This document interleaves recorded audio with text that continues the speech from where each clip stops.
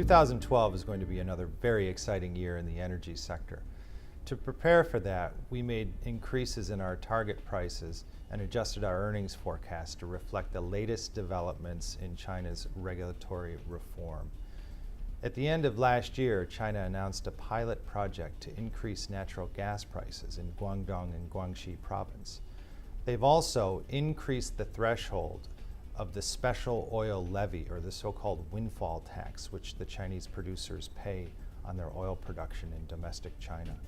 The results of these changes are that we've increased CNOOC up to $20.80 Hong Kong, we've increased Sinopec up to 10.2 Hong Kong. Each one of these companies presents a different opportunity for the investor to enter the Chinese energy market, and we think to generate positive shareholder returns. The Chinese government is undertaking a number of different steps to try to balance overall energy growth and to change the energy mix in order to meet the long-term objectives of producing a cleaner fueling of China's economy. One of the priorities over the course of 2012 is going to be to continue to develop the natural gas market. And this is going to involve significantly higher gas volumes coming into China, both from domestic production, from imported of pipe gas from Central Asia, and from LNG imports coming over the seas from Australia, Indonesia, other ASEAN countries, and the Middle East. This is a key component of what the NDRC is trying to accomplish in terms of overall energy mix. And it has specific implications for all three companies because they're all involved in various parts of the natural gas supply chain.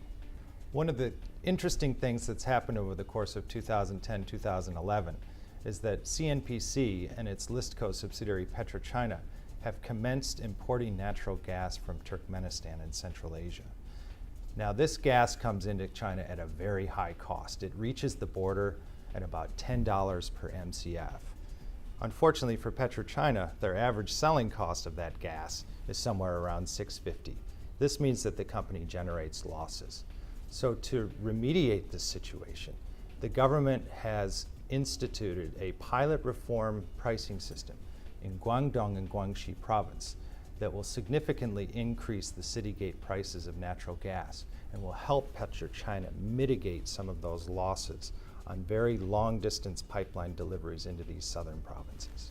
The reason why this is such an important issue is because the volumes associated with these piped gas imports are going to increase dramatically. The import level in 2011 was something about a little over 10 billion cubic meters. By 2016, that number will go up sixfold to around 60 billion cubic meters. Resolving the pricing issues with regard to the high-cost imported gas and the low selling prices in domestic China is critical to ensure that PetroChina can continue to invest in the natural gas infrastructure and that the profit and loss statement will not be too negatively affected by the losses related to the imports. In addition to the pipe gas imports, there's also going to be a challenge related to liquefied natural gas imports, or so-called LNG. There are a significant number of new LNG receiving terminals that are going to start operations all along the Chinese coast over the course of 2012 to 2015.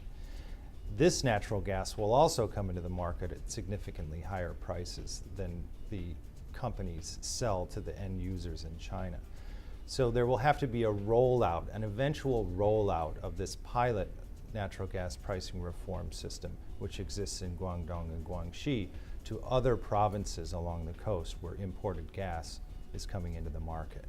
There are other critical reforms that we expect to occur over 2012, and they include adjustments to the crude oil pricing formula, adjustments to the oil product pricing formula, and potentially increases in natural gas wellhead prices. We expect the crude oil and oil product pricing reform will probably happen sometime in the first half, and we expect that Sinopec, because of its large and efficient refinery operations, will be the most significant beneficiary of these adjustments to higher prices in oil products.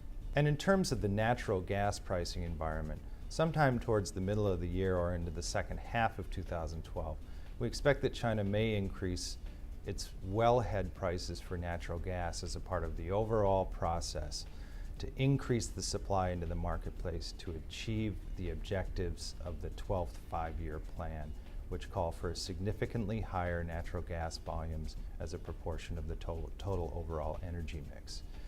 And the overall impact of all of this activity and all of these reforms on these companies is that volumes of energy consumption are going to continue to increase in China, and with that, we see CNOOC as our favorite pick and best placed company to outperform the market over the course of 2012, followed by our second pick, Sinopec.